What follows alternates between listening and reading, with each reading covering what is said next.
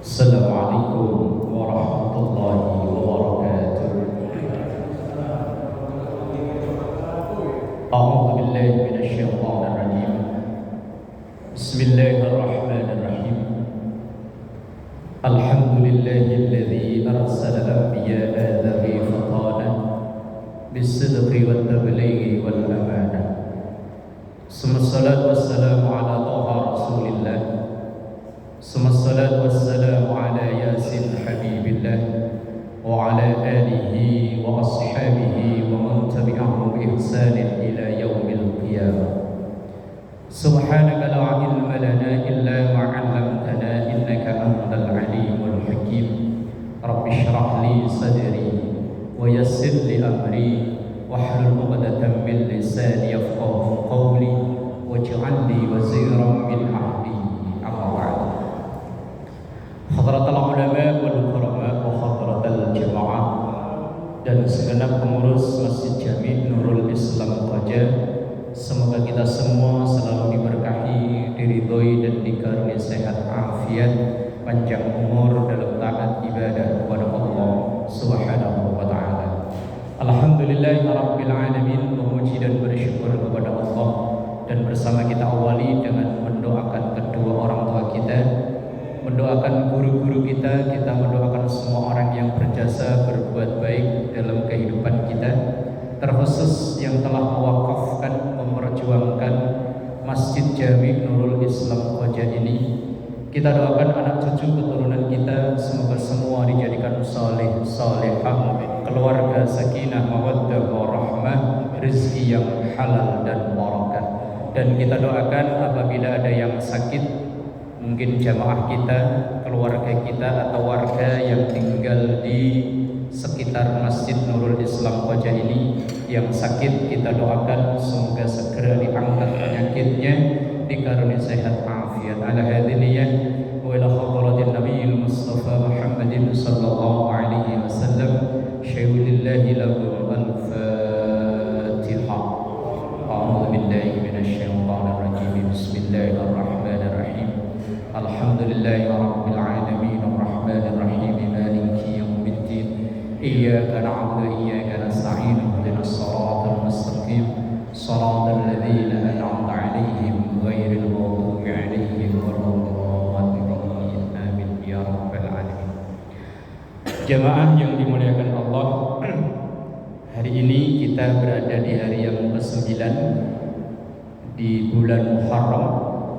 Kalau yang mengawali Muharram kemarin tahun baru hari Ahad, cuma kemarin juga ada selebaran dari Lajnah Falakiyah, pengurus besar Nahdlatul Ulama, bahwa awal Muharram itu hari Senin, cuma yang tercantum di kalender hari Ahad. Ya wes lah, mau Ahad mau Senin terserah.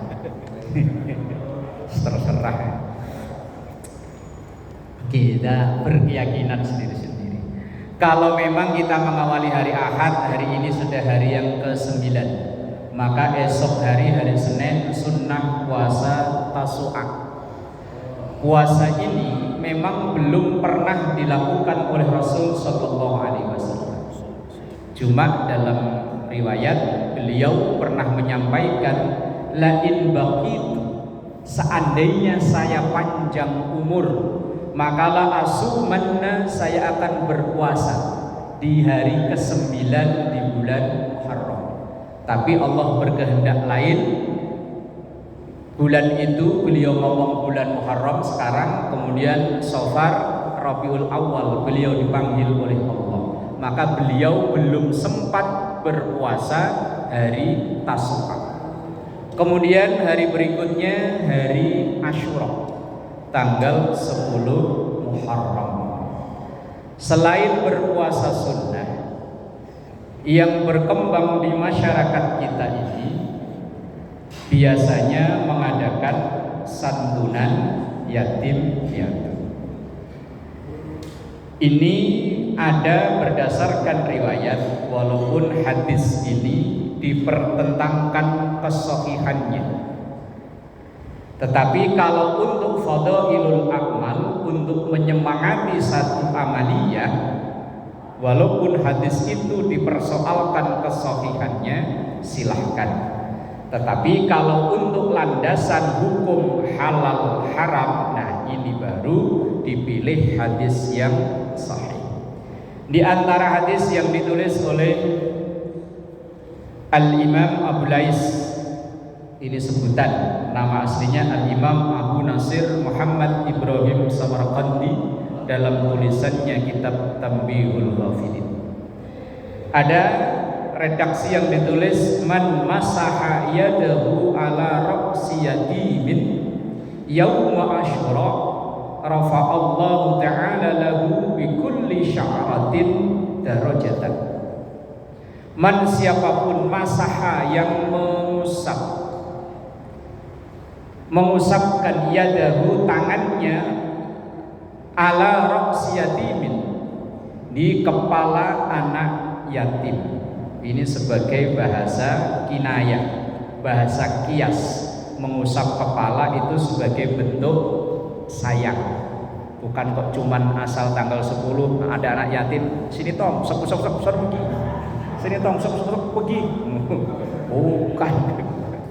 Ini makanya kadang memaknai hadis itu jangan tekstual, Pak. Karena sekarang ini yang banyak di antara kita memaknai ayat tekstual, memaknai hadis tekstual. Ini bahasa kias. Biasanya kalau orang tua kok ngelus-ngelus pala anak, itu biasanya kan sebagai tanda sayang. Apalagi kemudian memaknainya tekstual lagi lebih bahaya nih, Pak. Allah akan mengangkat derajatnya bikulli sya'ratin darajatan. Setiap satu rambut yang dibelai oleh orang itu akan diangkat derajat yatimnya. Lah kalau kita berpikiran begini, Pak, lah kalau anak yatimnya botak gimana? Lah iya, kan teks hadisnya katanya nih, orang yang ngusap kepala anak yatim pahalanya itu sebanyak rambut yang di kepala anak yatim itu. Lah kalau anak yatimnya botak, berarti dipilih-pilih yang gondrong sini, yang botak minggir. Ini kacaunya kalau orang memaknai hadis itu tekstual. Kan sekarang begitu, pokoknya teksnya begitu ya begitu, nggak boleh diotak-atik. Ini kita bukan otak-ngatik, Kak. Kita harus yang memahami hadis itu tentunya dulu para sahabat. Bagaimana sahabat memahami hadis itu? Kalau perkataan sahabat kita nggak jumpai perkataan tabiin, tabiin nggak kita jumpai tabiin para ulama. Kalau kita akal-akal sendiri, Pak, kayak hadis begini, berarti yang ngusap kepala anak yatim pahalanya sejumlah rambutnya. Lah kalau kita akal-akal sendiri, berarti cuma ngusap doang ya. Terus yang dipilih yang gondrong. Ya repot. Ini sebagai kias, sebagai bahasa kiasan, kita peduli dengan anak yatim. Walaupun hadis ini loh, Pak, ini para peneliti hadis dipersoalkan, diperselisihkan kesahihan hadis ini. Lah terus budaya itu ya nggak salah, nyantuni anak yatim mau kapan saja ya bagus. Cuma kadang kalau saya pribadi yang kurang setuju, Pak. Bukan nggak setuju, kurang setuju. Anak yatim diundang, disuruh baca Yasin, Waqiah, Surah Rahman, Tabarok, Tahlil, Ratibul Haddad, Barzanji, kemudian diceramai. Lah kalau begitu kan dari jam 7 sampai jam 12 baru kelar. Begitu habis itu disuruh maju ke depan, dipoto, kasih amplop 20.000. Itu kan nyiksa namanya, Pak. Makanya kadang kalau ada entah panitia entah apa datang ke saya, Pak Ustaz, ada anak yatim banyak tetangga kanan kiri, mau diapain? Mau dibagi. Kalau diundang kemudian dipertontonkan, saya nggak izinin. Kalau uangnya langsung dianterin, saya anterin ke rumahnya, ayo. Kecuali kalau ngasihnya 2 juta nggak masalah. Mau dijemur dari jam 7 sampai zuhur ya nggak apa-apa. 20.000 dijemur dulu. Ya namanya bocah, Pak. Disuruh yasinan, tahlilan, baca Waqiah, baca Rahman. Kita orang tua aja belingsatan. Pengennya kalau acara-acara begitu ikut jargonnya Pak JK waktu nyapres dulu, lebih cepat, lebih baik. Wes pokoknya kalau perlu tahlilan itu ya la ilaha illallah sekali lah sudah. Pengennya, Pak ya. Cuman kan kadang tuan rumah protes. Saya udah bikin besek gede, masuk tahlilan cuman gitu doang. Ini diantara yang biasa dilakukan oleh kita di Asyura atau Muharram. Kemudian pada pertemuan yang lalu saya sudah singgung bahwa Allah itu memilih 3 macam 10 hari dari setiap tahun itu. Kan ada 4 bulan yang disebut dengan Ashhurul Hurum. Surah At-Taubah ayat 36. Inna iddatash syuhuri indallahi isna asyara syahra fi kitabillahi yawma khalaqas samawati wal ard minha arba'atun hurum. Bahwa hitungan bulan di sisi Allah itu ada 12 bulan yang tercatat ditetapkan dalam kitab Allah masa penciptaan langit dan bumi. Minha sebagian dari 12 itu arba'atun ada 4 hurumun yang istimewa, yakni Dzulqa'dah, Dzulhijjah sudah kita bahas di pertemuan yang lalu, kemudian Muharram, kemudian Rajab. Dari sekian itu ada 3 macam 10 yang dipilih oleh Allah. Ini yang disampaikan Syekh Utsman Al-Khawbawi. Di antaranya yang pertama yang paling tinggi atau nilainya, rankingnya, yaitu 10 hari terakhir di bulan Ramadan. Ini sayangnya kita kalau udah itu semangat ibadah kita udah nurun. Makanya di mana-mana masjid, mushola itu kalau udah ini itu jamaahnya mengalami kemajuan. Makin maju, makin maju, makin maju. Kalau hari pertama sampai sono. Hari itu ya kalau di daerah saya malah tinggal 4L. Lu lagi. Ya udah itu. Kemudian yang kedua yang dipilih oleh Allah adalah 10 hari pertama di bulan Dzulhijjah. Udah kita bahas di pertemuan yang lalu. Nah, yang ketiga yaitu 10 hari pertama di bulan Muharram sekarang. Setiap yang dipilih oleh Allah itu pasti ada momen yang luar biasa. 10 hari terakhir Ramadan ada momen Lailatul Qadar. Kemudian 10 hari pertama Dzulhijjah ada momen Arafah dan Idul Adha. Lah, sekarang yang 10 hari pertama di bulan Muharram, di situ ada Asyura dan Tasu'a itu tadi. Dan di bulan Asyura ini dalam catatan yang ditulis oleh Imam Abu Lais dalam kitabnya Tanbihul Ghafilin, di bulan Muharram atau lebih tepatnya di 10 Muharram atau yang disebut dengan Asyura, banyak yang para nabi dan rasul dikaruniakan kemenangan yang luar biasa, mulai dari zaman Nabi Allah Adam alaihissalam. Tapi dari sisi lain juga ada peristiwa yang sadis dan mengenaskan, dan insyaallah ini yang akan kita bahas sampai nanti datangnya waktu Isya. Ini yang ditulis oleh Al-Faqih Abu Lais Muhammad Ibrahim As-Samarqandi. Di antaranya yaitu haddatsana Al-Musayyab Ibnu Abi Bakrin an Ikrimah radhiyallahu taala anhu qala, diriwayatkan dari Musayyab bin Abi Bakar dari Ikrimah. Ikrimah ini putra dari Abu Jahal. Walaupun bapaknya kayak begitu, tapi punya anak yang alim, yang luar biasa, termasuk sahabat generasi muda yang cerdas, brilian, lahir dari seorang ayah yang dalam tanda kutip. Makanya dakwahnya atau makolahnya Syekh Abdul Qadir Al-Jailani, orang yang sering kita sebut namanya kalau kita hadharah atau tawassul. Beliau bilang begini, Pak, selalulah berhusnudzon kepada orang. Kalau kita bertemu dengan orang yang usianya di atas kita, berhusnudzon dia ibadahnya lebih banyak daripada kita. Kita bertemu orang dengan orang yang lebih muda, kita berhusnudzon dosanya lebih sedikit daripada kita. Kita ketemu orang alim, orang pintar, kita berhusnudzon dengan ilmunya ia dekat kepada Allah. Bertemu dengan orang kaya, kita berhusnudzon dengan hartanya ia dekat dengan Allah. Bertemu dengan orang miskin, berhusnudzon dengan kemiskinannya mungkin sabar menjadi wasilah dekat dengan Allah. Bertemu dengan ahli maksiat,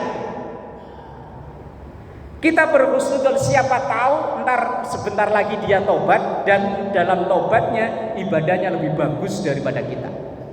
Ketemu orang kafir, wes pokoknya yang tiap statementnya selalu memusuhi Islam. Kan sering kita jumpai Pak ya, kadang di YouTube di apa, pokoknya asal ngomong itu nyelekit dan menghina orang Islam. Kita tetap, kata Syekh Abdul Qadir Al-Jilani, husnudzonnya, siapa tahu nanti dia masuk Islam. Kayak sahabat Umar dulu kayak apa Pak? Pengen bunuh Rasul. Atau mungkin kayak Abu Jahal, ia sampai mati memang tidak beriman tapi punya anak namanya Ikrimah. Nah, yang meriwayatkan riwayat ini Ikrimah itu putra dari Abu Jahal. Apa riwayatnya? Qala yaumu Asyura wal yaumul ladzi tiba fihi ala Adam. Yaitu hari Asyura adalah hari diterimanya taubatnya Nabiullah Adam alaihi salam. Kita kan semua masyhur tentang kisah Nabi Adam. Dan kita ini keturunan Nabi. Makanya dulu zaman saya sekolah ada teori namanya Charles Darwin, bahwa manusia itu katanya hasil evolusi perubahan yang sekian tahun dari, jangan madep sini ya Pak monyetnya Pak. Oh kayaknya kok gimana ya. Lah iya masa ganteng-ganteng begini kok dibilang keturunan? Apa kita ikhlas Pak? Oh enggak ikhlas lah ya. Ganteng begini. Tapi kalau kita mau jujur Pak, di antara jutaan hewan yang paling mirip dengan manusia, ya itu Pak. Ya itu loh paling mirip. Lah iya. Lah dalam kisah Nabiullah Adam alaihissalam, ketika di awal diciptakan pun sudah terjadi perdebatan dengan malaikat. Ketika awal diciptakan, malaikat udah protes. Tapi begitu udah di dalam bahasa kita diadu dengan Nabiullah Adam, malaikat kemudian nyerah dengan ucapannya yang terkenal yang sering kita baca, qalu subhanaka la ilma lana illa ma 'allamtana innaka antal alimul hakim. Ini perkataan malaikat yang mengaku kalah bahwa ilmu itu memang dari Allah, bukan karena senior, bukan karena lahir lebih duluan. Tapi kemudian ketika Nabiullah Adam ditempatkan di surga, wa qulna ya Adam uskun anta wa zawjukal jannah wa kula minha ragadan haitsu syi'tuma wa la taqraba hadhihi syajarah fatakuna minadh dhalimin. Al-Baqarah 35. Ketika kami katakan kepada Nabi Adam, ya Adam uskun, tinggallah engkau, anta ya engkau, wa zawjuka dan istrimu, al jannata di surga, wa kula dan makanlah kalian minha apa yang ada di surga itu, ragadan haitsu syi'tuma, apapun yang kalian atau kalian berdua pengen, semuanya boleh Pak, cuma wala taqraba hadhihi syajarah, jangan deket-deket ini pohon. Ini cerita guru saya dulu waktu MI, waktu SD. Ayat ini dipakai jurkam yang benci dengan partai berlambang pohon, dengan ngomongnya wala taqraba hadhihi syajarah, jangan deket-deket ini pohon, apalagi sampai nyoblos. Dulu orang yang lah iya dulu yang partai cuma 3 biji loh. Wah itu kan dulu kalau musuhan kayaknya itu dulu, kalau nyoblos ini pasti surga, nyoblos ini jadi pegawai negeri, kalau nyoblos ini jadi kayaknya. Padahal begitu jadi mereka bertiga ketika ngumpul ngopi bareng, kita yang di bawah eker-ekeran gak karuan. Dulu. Semua boleh dinikmati kecuali satu tadi, pohon yang kita tahu namanya pohon khuldi. Dan memang Pak, karakter ini terus nurun sampai sekarang ke kita Pak. Semua yang diharamkan oleh Allah, ada yang dilarang, justru malah yang dilarang itu yang bikin penasaran Pak. Yang halal itu biasa-biasa saja, tapi yang haram, nah ini loh, kadang yang malah bikin orang penasaran. Ada tamu, monggo. yang ada tamu. Lah karena melanggar aturan Allah, akhirnya Nabiullah Adam alaihissalam dikeluarkan dari surga. Logikanya Pak, Nabiullah Adam itu kesalahan yang dilakukan cuma satu, yaitu melanggar larangan Allah yang tidak boleh deket-deket, apalagi deket-deket aja nggak boleh, apalagi sampai ngambil, apalagi sampai makan. Larangan yang dilanggar cuma satu Pak, itu udah di surga dikeluarin. Lah kita masih di sini. Larangan yang kita langgar berapa? Ada harapan masuk surga? Ada. Harus yakin, harus pede Pak. Biar model kayak begini yakin, pede. Surga lah. Cuman catatannya surganya kapan? Nah tuh. Logikanya kan begini Pak, analoginya. Surga itu diibaratkan lemari untuk naruh baju yang bersih. Lah sementara kita ini ibarat baju yang oli ada, debu ada, macam-macam ada. Lah tentunya sebelum masuk ke lemari itu kan ya dicuci. Lah kalau mesin cuci kan digulung, digulung, digiling ya. Mesin cuci loh yang giling. Habis itu dijemur, habis itu digosok. Habis digosok begitu diginiin, ketika ngosok lah asin-asin udah digiling lagi. Ya sama kayak kita. Kalau ada dosa A, B, C, cuci dulu. Dicuci masih belum pantas masuk surga, dijemur, dikeringin. Habis dikeringin digosok. Habis bersih baru masuk. Tapi asal yang penting baju, yang penting pakaian, ada harapan masuk lemari. Lah kita yang penting Islam, ada harapan masuk surga. Wong Rasulullah sallallahu alaihi wasallam sudah ngomong, kullu ummati yadkhulunal jannah. Semua umatku masuk surga illa, ada pengecualian Pak, man aba, orang yang tidak mau. Lah kita kan mau semua ya.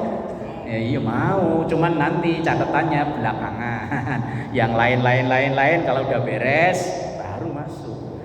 Nabi Adam satu dosa dikeluarin, kita banyak dosa, harapannya pengen masuk.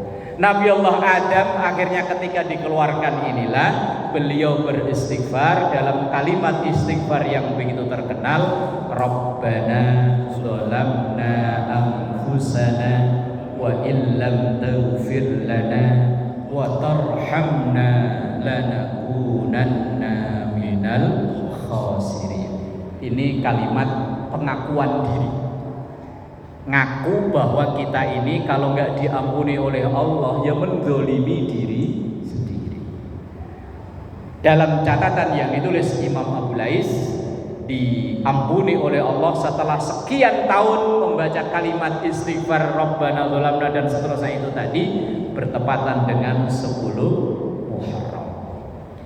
Peristiwa yang kedua yang dicatat oleh Al-Imam Abu Lais, yaitu mendaratnya kapal Nabiullah Nuh alaihissalam.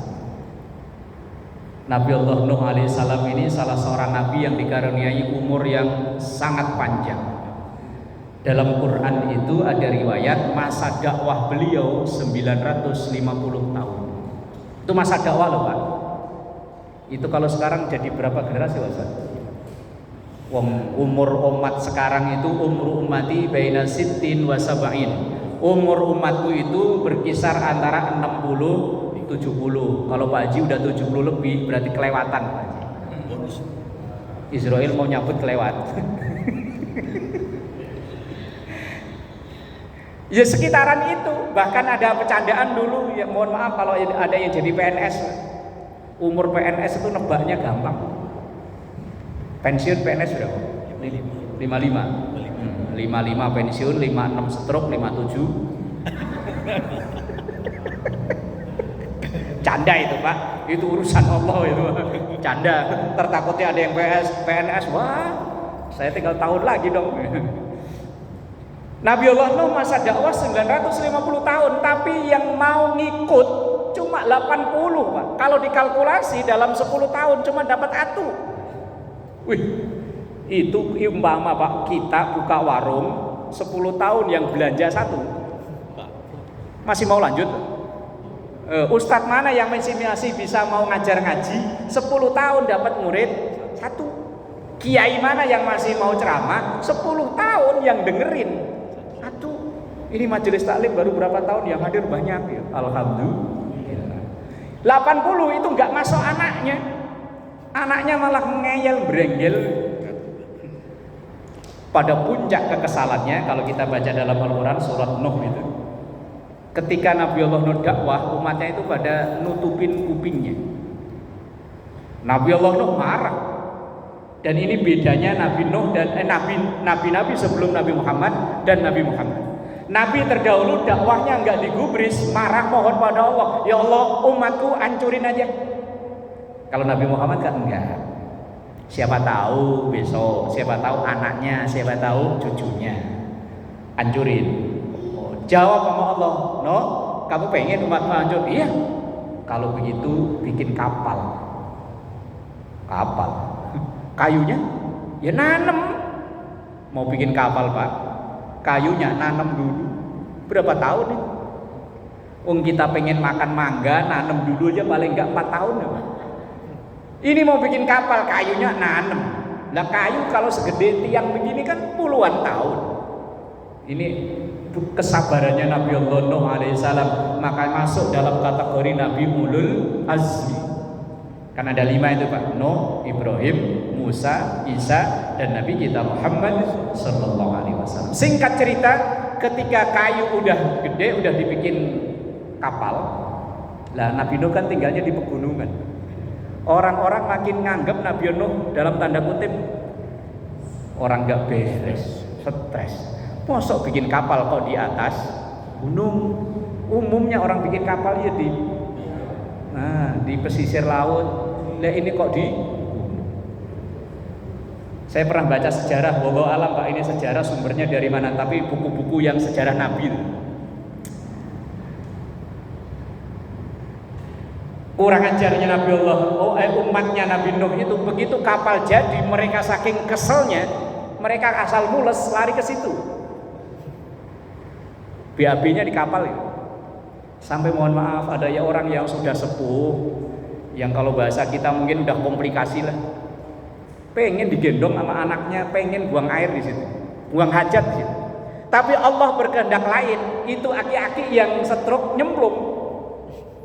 Bisa dibayangin Pak, orang sekampung buang hajat di situ, ngumpul di perahu. Begitu udah hampir penuh, aki-aki nyemplung ke situ. Lah Allah berkehendak Pak, begitu nyemplung, nongol palanya, badannya sehat, seger buger. Pulang ke kampung halamannya, ke tengah-tengah perkampungan, ditanya, "Kong, kemarin kayaknya stroke, sekarang sehat Kong. Terapi di mana Kong?" Kapal Nuh. Bener Kong? Iya, kapal Nuh. Masih banyak kalau mau. Wah, akhirnya orang berbondong-bondong Pak, ada yang bawa piring, bawa rantang, bawa ember, ngambilin. Sampai kapal itu dikosek, disikat, bekas airnya masih bisa untuk berobat. Kayak dulu batu yang Jawa Timur. Iya, anak kecil dulu. Ponari sampai diabadikan jadi minuman Pak. Pokari. Tapi cerita ini Pak, saya hanya dapat dari buku itu. Dari buku yang lain belum nemu Pak. Wallahu alam sokaipong, enggak cerita ini. Hanya cerita. Makanya sampai ada ucapan orang yang menggali lubang, dia akan kecemplung sendiri. Lah umat itu yang berakin itu kapal, akhirnya dia yang bersihin sendiri. Selesai, udah kapal jadi, udah bersih lagi, mulai dah turun hujan. Kalau dalam catatan sejarah kurang lebih 40 hari hujan gak berhenti-berhenti. Kita baru 2 hari aja udah makep-makep. Apalagi saya Pak, orang sono, waduh, asal lewat jalan Marunda baru 2 jam aja hujan. Banjir udah segini Pak. Banjir udah meninggi. Nabi Allah Nuh kan cek Pak, atu-atu, dipanggilin atu-atu. Pak Saiful, hadir. Cimurdip, hadir. Begitu di absen, kanan gak ada, anaknya sendiri gak ada. Keluar dia nyari. Begitu ngelihat anaknya di atas bukit, dipanggil, "Ya bunayya irkam ma'ana." Kalau teks Qur'annya begitu. Ya bunayya, wahai anakku sayang, irkam ma'ana. Nah, ayo bareng sama papi. Orang sekarang kan papi apa ayah? Papi. Oh ya daddy, bareng sama daddy. Tapi Kan'an ngomongnya apa? Ogah sa'awi ila jabali yaksimuni minal ma'. Enggak, saya akan naik ke atas bukit, naik, dan saya yakin akan selamat dari banjir itu. Nah, ini pelajarannya kita, Pak. Kita sebagai orang tua saat mau berangkat ke masjid, saat mau berangkat ke mushola, cek tetangga kan ini udah berangkat, anak kita udah berangkat apa belum? Ini kadang ya malah kebalik, anaknya disuruh berangkat, bapaknya masih begini. Zaman sekarang, Pak, yang anaknya kecanduan game online, yang lakinya kecanduan judi online, maknya kecanduan belanja babak blur lah. Maka beruntunglah beliau yang punya HP, cuman HP diikat karet ya. Iya, nggak kepengen online-onlinean lah. Kalau yang HP bagus loh.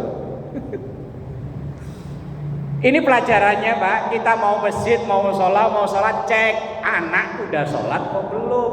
Kita ini lebih takut anak kita sakit fisik. Makanya ketika kita punya anak, punya cucu pulang sekolah, buru-buru yang kita tanya udah makan kok belum. Cuman jarang orang tua nanya, nak udah sholat kok belum. Nah, kan begitu kita ya, rata-rata kan begitu ya. Kita lebih takut nilai akademik anak kita jeblok daripada akhlak anak kita.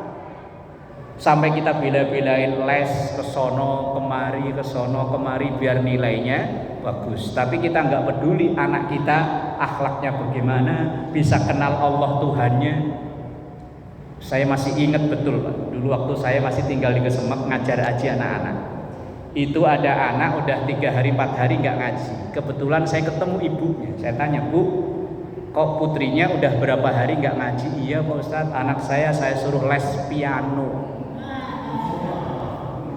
Wih, saya tanya les piano itu seminggu berapa kali Bu? Seminggu 2 kali, 3 kali Pak Ustadz. Bayarnya berapa? Saat itu loh Pak, sekitar tahun 2006-2007 lah, 400. Wih, ngaji 10.000 nunggak. Nasibnya guru TPA ya. Moga-moga orang sini nggak ada yang begitu. Saat itu saya nungguin, Pak. Saya tungguin siapa tahu ntar anaknya jadi pemain musik kayak Ahmad Dhani, apa kayak Krisdayanti. Lah sampai sekarang saya tungguin malah jualan ayam geprek, Pak. Yang dulu les piano gimana? Nah ya sebolah itu kehendak Allah, wallahu. Ini Nabi Allah Nuh pelajarannya. Kalau kita mau ya tadi ini kesini cek anak ikut opo enggak. Jangan sampai kita ini yang berjuang mati-matian jadi orang baik, ternyata anak kita enggak. Tapi kalau memang Allah berkehendak seperti kisahnya Nabi Allah Nuh, ya kita enggak bisa berbuat apa-apa. Yang penting kewajiban dan tugas kita udah kita laksanakan dengan sebaik-baiknya. Kemudian begitu udah, singkat cerita, hujan udah meninggi, orang-orang yang nggak mau naik ke kapal akhirnya dimusnahkan oleh Allah. Saat itu tinggal 80 orang itu, dan akhirnya ya kita ini termasuk umat pilihan loh Pak, terlahir dari 80 yang terpilih itu loh. Cuman kan ya bisa seleksi alam, bapaknya baik, turun kadang hilang kebaikannya. Dan begitu kapal mendarat, dalam catatan Al-Imam Abu Lais juga sama, yaitu di bulan Muharram atau Asyura itu. Yang ketiga yang dicatat oleh Imam Abu Lais, Nabiullah Yunus alaihissalam. Nabiullah Yunus itu dakwah di tengah-tengah umat yang raja ngeyel. Ngeyelnya pol. Sampai akhirnya Nabiullah Yunus ini, dan ini teguran dari Allah asli. Nabiullah Yunus karena dakwah di orang yang ngeyel. Kalau Nabi Nuh masih mending Pak, dapat 80. Nabi Yunus 11 satu pun enggak. Akhirnya Nabi Nuh minggat dari kampungnya itu. Lah supaya minggatnya ini jauh kan naik kapal. Begitu naik kapal ternyata kapalnya udah overload. Kayak kita naik lift gitu. Kalau kapal liftnya kepanjangan kan bunyi nut kan salah satu harus keluar kan. Akhirnya diundi berkali-kali yang keluar nama Nabi Yunus. diundi, kacak pluk, Nabi Yunus lagi. Lah kalau arisan mending, lah ini mau dibuang ke laut. Udah 3 kali ngocok, ngundi, lah ternyata yang keluar nama Nabi Yunus. Lempar ke laut, begitu ke laut, gelap-gelap tenggelam laut, telan perut ikan. Kalau dalam catatannya namanya ikan nun.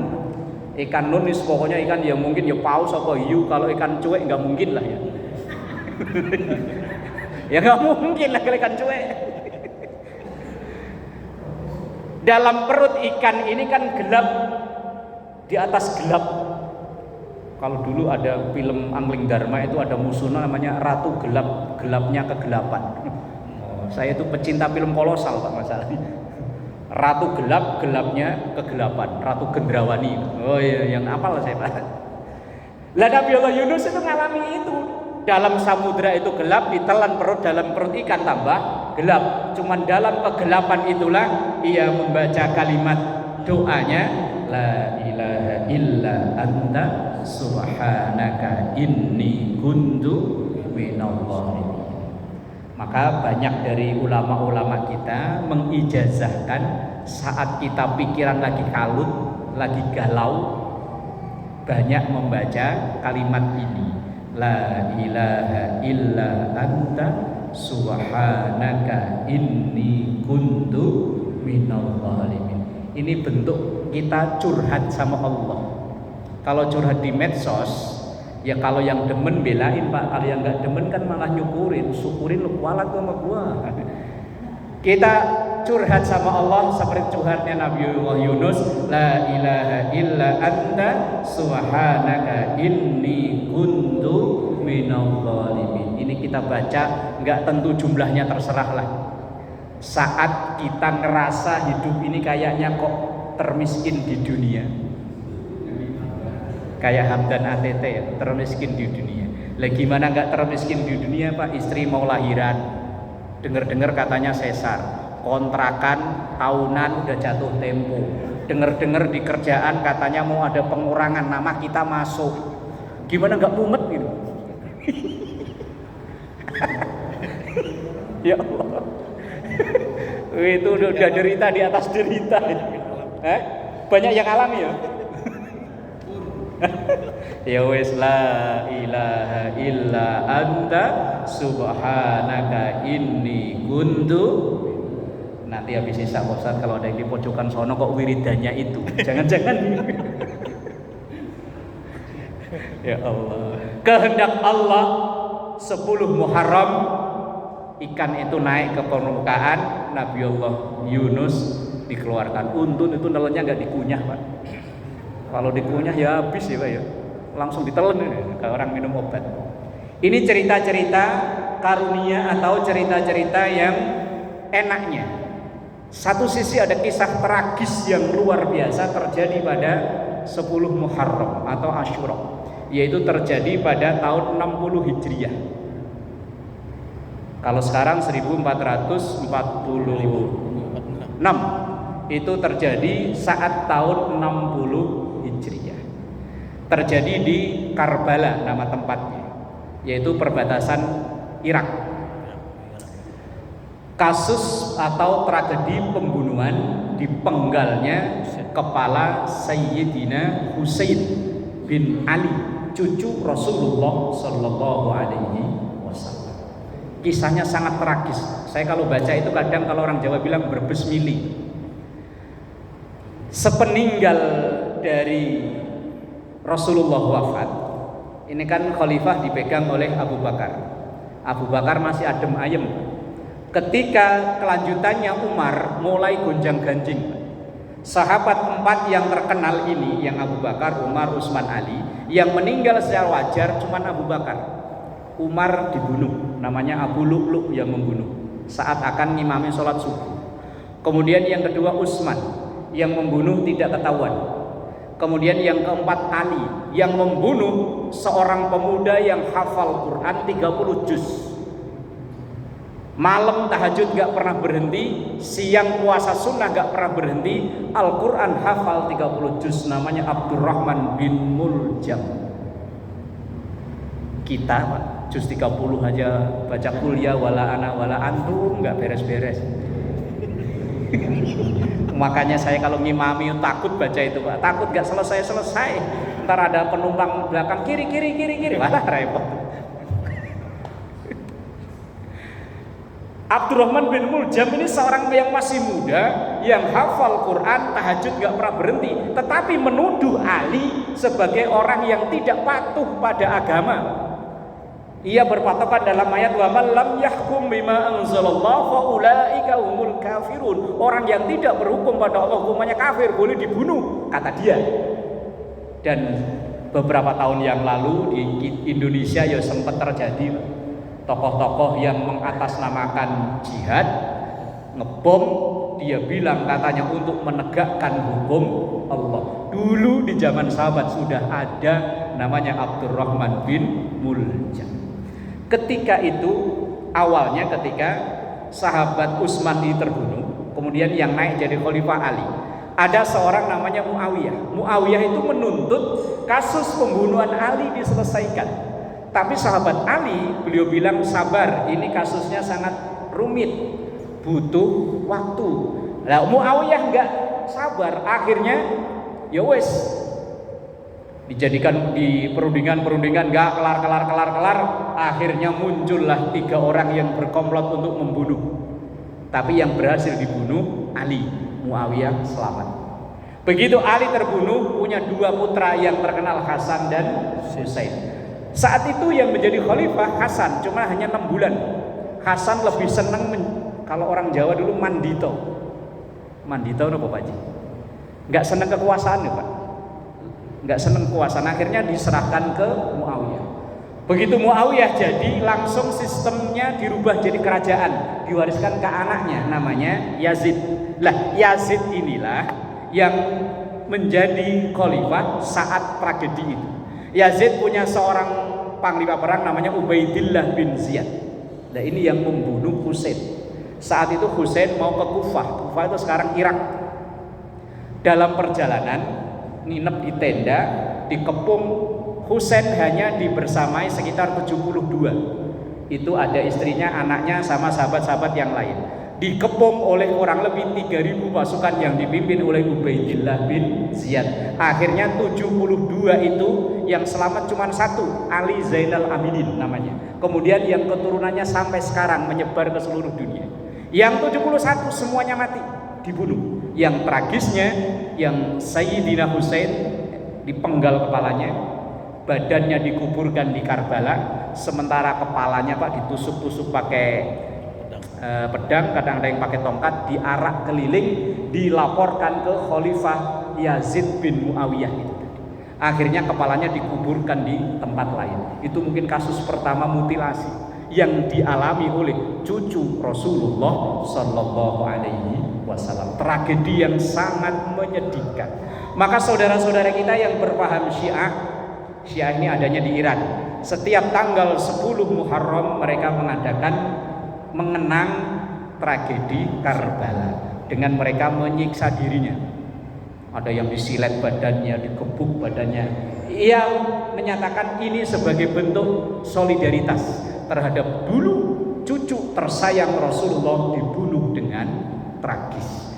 Dan saya pernah mendengar ada seorang ulama sepuh di Jawa Timur, kenapa sampai ulama-ulama Jawa zaman dulu melarang ngadain seneng-seneng di bulan Muharram, nikahin anak kayak apa kayak itu, maksudnya ya itu, bukan kok dilarang, bukan, hanya untuk jangan kita seneng-seneng di saat dulu ada peristiwa yang menyedihkan, ya ini terbunuhnya putra Sayyidina Ali, cucu dari Rasulullah Sallallahu Alaihi Wasallam. Ini beberapa peristiwa yang terjadi di Asyura tanggal 10 Muharram. Karena keterbatasan waktu ya cukup sampai di situ. Semoga ini menjadi wawasan kita dan kita menjadi hamba Allah yang lebih baik. Amin ya rabbal alamin. Bisirril Fatihah.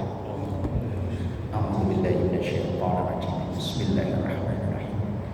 Alhamdulillahirabbil alamin arrahmanir rahim maliki yaumiddin. Iyyaka na'budu wa iyyaka nasta'in. Ihdinas siratal mustaqim. Shiratal ladzina an'amta 'alaihim ghairil maghdubi 'alaihim